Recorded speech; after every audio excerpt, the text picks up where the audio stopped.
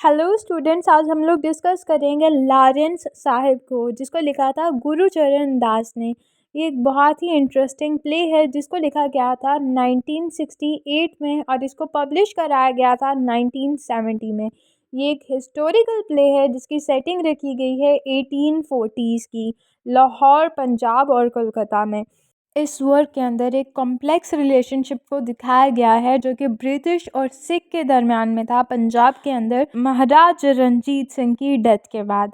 ये जो महाराज रंजीत सिंह थे, इनको कहा जाता था दी लाइन ऑफ पंजाब, यानी कि इतने बहादुर थे ये और इनने बहुत टाइम तक राज किया था और बहुत अच्छे से अपनी राजधानी को संभाल के रखा था। लेकिन जब इनकी डेथ हुई तो किस तरह जो सिख थे उनने सरवाइव किया, उस सब को इस वर्क में बहुत अच्छे से बताया गया है, बहुत ज़्यादा अच्छे से। शायद मैं इतने अच्छे से ना बता सकूं लेकिन बहुत अच्छे से। तो चलिए शुरू करते हैं इसकी अच्छे से समरी। इस पूरे प्ले की कहानी के प्रोटोगनिस्ट हैं सर हेनरी लॉरेंस, जो कि बहुत ही कमाल के लीडर बने थे और उनने काफ़ी अच्छे काम किए थे सिख कम्युनिटी के लिए। उनने उनको सपोर्ट किया था। इस प्ले का जो सा टाइटल है लॉरेंस साहिब, ये भी इन्हीं का नाम है। इनको सिख कम्युनिटी ने इनको ये नाम दिया था, जिसे इनका नाम है ना सर हेनरी लॉरेंस। तो यहाँ पे जो लॉरेंस है उसको पंजाबी लोग, यानी कि जो सिख थे वो पंजाबी बोलते थे, तो वो इसको लॉरेंस बोलते थे और साहिब वो अदब के लिए बोलते थे, इसीलिए इस वर्क का नाम भी है लॉरेंस साहिब। इस प्ले का स्टार्ट होता है 1 महीने बाद से, जब एंग्लो सिख वॉर ख़त्म हो जाती है। उस टाइम एक गवर्नर जनरल होता है इंडिया का, जो कि ब्रिटिश होता है, जिसका नाम है लॉर्ड हेनरी हार्डिंग। ये एक बहुत ही इम्पोर्टेंट मीटिंग ऑर्गेनाइज करता है, जिसके अंदर ये फैसला करता है सतलुज रिवर के बैंक्स का। और उस मीटिंग को बहुत ही इम्पोर्टेंट शख्सियात जो हैं वो अटेंड करती हैं और उसमें ईस्ट इंडिया कंपनी के लोग भी आते हैं। और यहाँ पे वो ये भी डिस्कस करते हैं कि बैटल ऑफ सोबरोन जो हो रही है उसका क्या करना है और लाहौर ट्रीटी जो है उसका क्या करना है। जो ट्रीटी होती है वो तो साइन हो जाती है 9 मार्च 1846 को, लेकिन जो बैटल ऑफ सोबरान है इसका भी एंड हो जाता है। लेकिन इसमें जो सिख होते हैं उनको बहुत बुरी तरह से डिफीट का सामना करना पड़ता है, वो हार जाते हैं और वो सरेंडर कर देते हैं ईस्ट इंडिया कंपनी के सामने।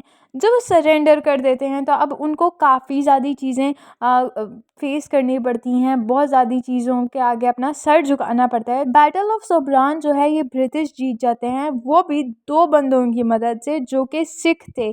एक था लाल सिंह और एक था तेज सिंह। ये दोनों सिख थे, लेकिन ये बहुत ही ज़्यादा डिसलॉयल रहे अपनी ही सिख कम्युनिटी के साथ और इनने ब्रिटिश को जितवा दिया। अब उसी मीटिंग के अंदर हेनरी लॉरेंस भी होते हैं और ये लोग लाहौर ट्रीटी के बारे में भी बात करते हैं। अब इनने जो उनसे आउटलाइन प्रोवाइड की थी ब्रिटिश ने, उसके मुताबिक जो सिख थे उनको कुछ टर्म्स को फॉलो करना था, एग्री करना था, और वो ये थी to hand over the territory between the Sutlej and the Beas rivers. ये दोनों की जौन सा भी इलाका इनके पास था वो इनको हैंड ओवर करना था ब्रिटिश को, to pay an indemnity of 1.5 crore rupees as compensation of the East Indian company for the losses incurred during the battle of Sobraon. यानी कि सिखों को 1.5 करोड़ रुपीस देने थे ईस्ट इंडिया कंपनी को, जो भी बैटल के दौरान उनका लॉस हुआ वो सब भी इनको ही पे करना था। To permit the presence of British troops in Lahore and other cities, to reduce the size of Sikh army from 20,000 infantry to 12,000, to surrender 36 guns to the British forces. इस सब चीज़ों को एग्री करके जो सिख कम्युनिटी थी वो और भी ज़्यादा कमज़ोर हो गई। लेकिन ऐसे में जो सर हेनरी लॉरेंस थे, इनने नोट किया कि इंडिया के लोगों के साथ नाइंसाफ़ी हो रही है, उनसे उनकी ही चीज़ों का जो भी कंट्रोल था वो लिया जा रहा है, वो बहुत बेबस हो रहे हैं। इनके जो किंग थे राजा रंजीत सिंह, उनकी डेथ हो गई थी इसी वॉर के दौरान। तो यहाँ पे जो सर लॉरेंस थे, इनने देखा कि जो किंग रंजीत सिंह थे वो किस तरह पंजाब को लेके चलते थे, वो किस तरह लीड करते थे उनको, क्योंकि कहा जाता था पंजाब का शेर, 1 आइड लायन बोला जाता था उनको।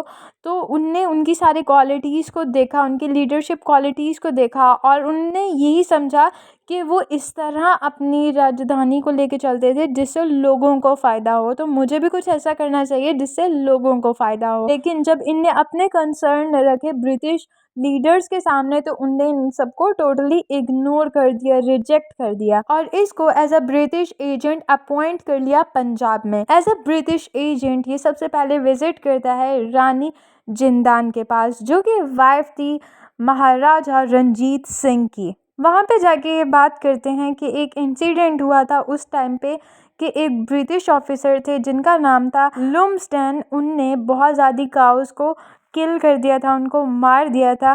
तो ये गए थे अपने रानी के पास और उनको कहा कि मुझे इस सब पे बहुत ज़्यादा अफसोस है और मैं इस सब के लिए अपोलोजाइज़ करता हूँ। और इनने कहा कि मैं सिख कम्युनिटी से भी जाके अपोलोजाइज़ करूँगा, वो भी शाह आलमी गेट पर।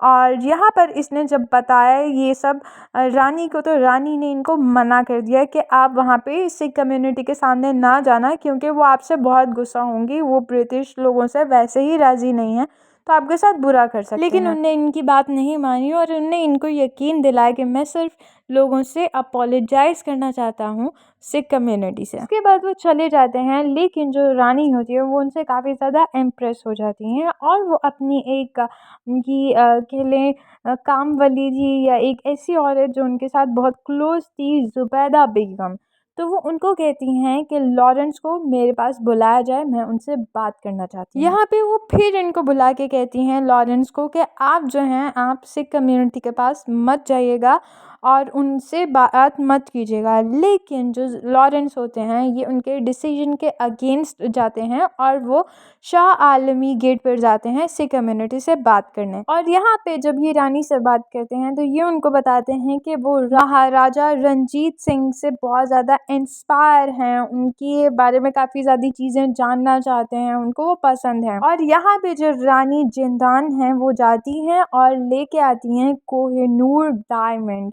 जो कि सिंबल है ट्रुथ का और फ्रेंडशिप का। और ये जो कोहिनूर डायमंड होता है ये वो दे देती हैं लॉरेंस को और कह देती हैं कि आप इसको कभी भी पहनना मत, क्योंकि ये जो है ये बिलोंग करता है मेरे हस्बैंड से, यानी कि महाराजा रंजीत सिंह का वो डायमंड था। अब कुछ दिन बाद होता ऐसा है कि जो लॉरेंस हैं ये जाते हैं एडवर्ड, जो कि ब्रिटिश एजेंट है, उसके साथ, और शेर सिंह जो कि दिलीप सिंह का रखवाला है, गार्डियन है। दिलीप सिंह जो है वो महाराजा का बेटा है 12 साल का। तो ये दोनों के साथ जो है लॉरेंस जाता है सिख कम्युनिटी से बात करने और वहाँ पे ये सबके सामने अपोलोजाइज़ करता है और कहता है कि मुझे बहुत अफसोस है वो काऊ वाला जो इवेंट हुआ जिस पे बहुत ज़्यादा काउस को मारा गया। लेकिन इस इवेंट के दौरान जो शेर सिंह है वो देख लेता है कि लॉरेंस ने जो कोहिनूर डायमंड की रिंग पहनी हुई है ये तो महाराजा की थी, जिससे उनको काफ़ी शक होने लगता है कि महारानी ने ऐसा क्यों किया। और इसी दौरान जब ये अपोलोजाइज़ कर रहे होते हैं लोगों से, वहाँ पे अनएक्सपेक्टेड गन शूटिंग शुरू हो जाती है, फायरिंग शुरू हो जाती है और लोग भागने लग जाते हैं और बहुत ज़्यादा सिख जो होते हैं वहाँ पे मार दिए जाते हैं। और ये किया किसने था? ब्रिटिश ने, ताकि वो अपना दबदबा ज़्यादा फैला सकें, लोग उनसे डरें। और फिर इस इवेंट के बाद भी जो लॉरेंस होते हैं जाते हैं क्वीन के पास दोबारा और उनसे अपोलोजाइज़ करते हैं कि पता नहीं किस तरह ये सब सिचुएशंस हो गई।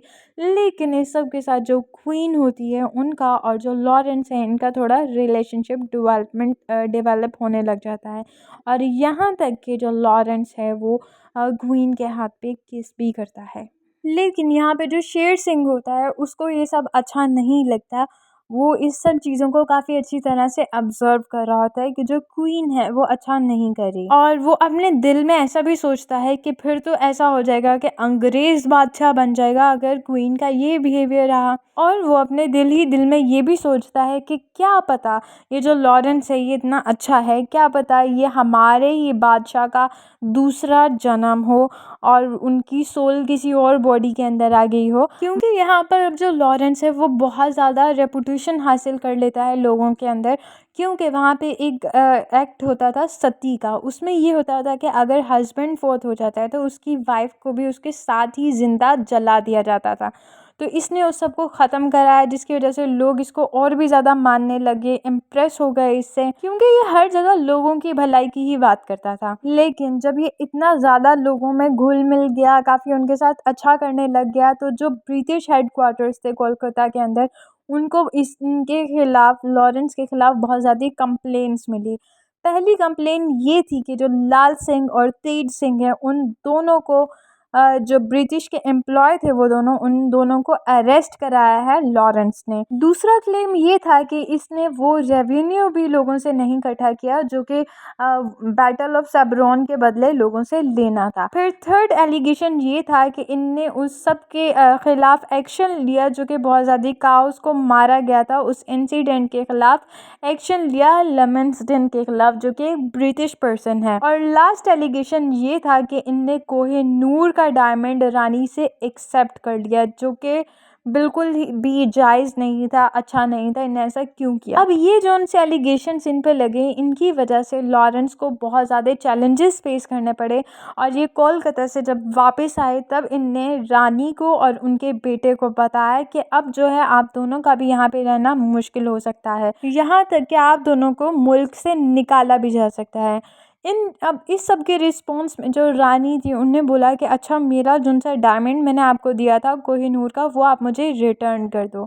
जिस पर लॉरेंस कहता है कि मैं वो डायमंड पहले ही क्वीन विक्टोरिया को प्रेजेंट कर चुका हूँ, मैंने उनको दे दिया है एज अ गिफ्ट। जिस पर जो रानी होती है, उनको बहुत ज़्यादा अफसोस होता है और वो अब कुछ कर भी नहीं सकती। फिर कुछ ही दिनों बाद लॉरेंस को एक लेटर रिसीव होता है हार्डिंग से, जो कि इसका ट्रांसफ़र करा देता है पंजाब से कोलकाता के अंदर। और यहाँ पर जहाँ पे पंजाब के अंदर लॉरेंस था, वहाँ पे एक नया ब्रिटिश एजेंट आता है जिसका नाम था कुर्री, और जो रानी होती है उनको जेल में डाल दिया जाता है, और कुछ टाइम बाद उनकी जेल चेंज कर दी जाती है, और वहाँ से वो एस्केप कर जाती हैं, भाग जाती हैं, नेपाल के अंदर चली जाती हैं, और वहाँ पे ही उनकी डेथ हो जाती है।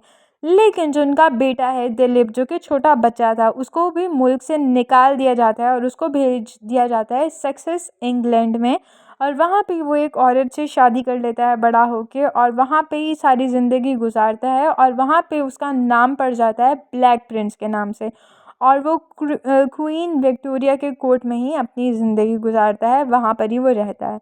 और यहाँ पे ये जो सा प्ले है ये एंड हो जाता है। ये वर्क एक मास्टरपीस है जो कि हमें बहुत अच्छे से बताता है कि ब्रिटिश ने किस तरह सब कॉन्टिनेंट पे कब्जा किया और वहाँ पे लोगों पे रौब जमाया। और यहाँ पे हम ये भी देख सकते हैं कि जो वहाँ के लोग थे ना सब कॉन्टिनेंट के, वो बहुत ज़्यादा इनोसेंट थे। और ये जैसे ही जैसे लॉरेंस था वो अपोलोजाइज़ करता था, तो सिख लोग वहाँ पे नारे लगाना शुरू कर देते थे, लॉरेंस साहिब जिंदाबाद, लॉरेंस साहिब जिंदाबाद। यानी कि वो इनकी थोड़ी सी भी अगर ये अच्छा एक्ट करते थे तो इनकी पूजा ही करना शुरू कर देते थे, बहुत अच्छा इनको मानते थे।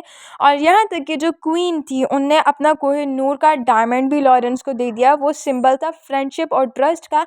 लेकिन जो ब्रिटिश लोग थे वो इस चीज़ पे एग्री नहीं हुए, उनने वो नहीं रखा। अगर हम इस वर्ल्ड की थीम्स देखें तो सबसे पहले हमारे पास आती है the complexities of British imperialism versus Indian resistance. Second है the moral and personal conflicts of the coloniser. Third पे हमारे पास कॉलोनियल मिमिक्री, और लास्ट पर हमारे पास है डाउनफॉल। तो होप सो आप लोगों को ये वर्क अच्छे से समझ में आ गया होगा। Thank you so much for watching this video. Channel को सब्सक्राइब करें, वीडियो को लाइक करें। अगर आपको किसी भी टॉपिक पर वीडियो चाहिए तो आप लोग मुझे कमेंट कर सकते हैं।